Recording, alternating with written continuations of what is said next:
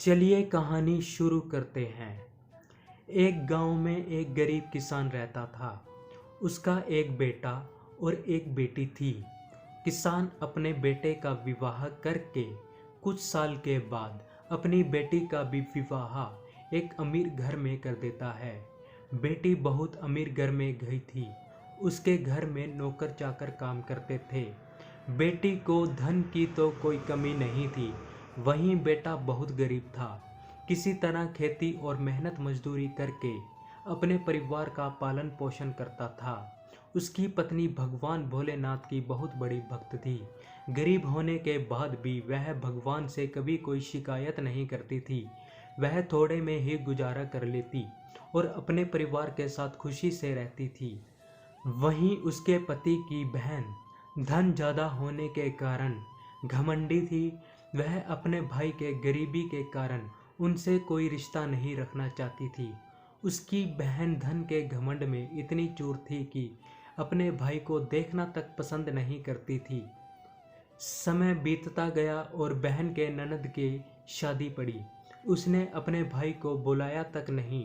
किसी तरह उसके भाई को पता चला और वह बिन बुलाए ही अपने बहन के घर शादी में चला जाता है।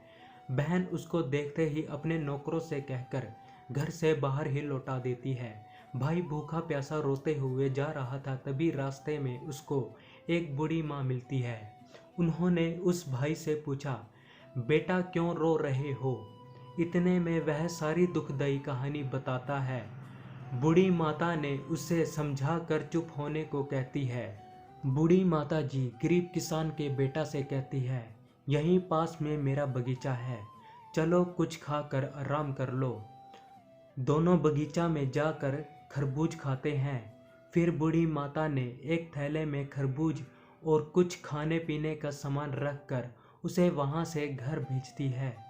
घर पहुंचने के बाद बच्चे सब अपने पिता के आगे पीछे घूमते हैं।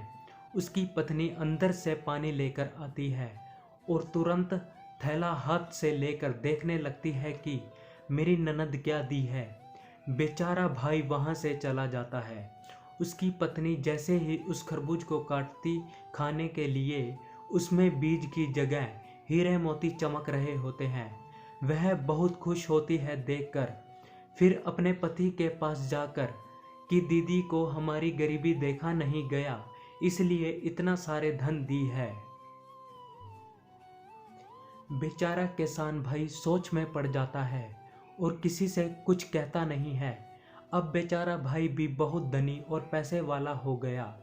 भाई के अमीर होने की खबर धन के घमंड में चूर रहने वाली बहन को पता चल जाती है और वह बिन बुलाए अपने मायके यानी भाई के घर आती है। फिर भी वह और उसकी पत्नी ने उसका आदर सत्कार करते हैं। कुछ दिन के बाद बहन को ससुराल से बुलावा आया। उसके भाई और भाभी अच्छे कपड़े और मिठाई कुछ उपहार देकर उसे विदा कर देते हैं। इतना सब देखकर उसकी बहन की आंखों में आंसू आ जाते हैं।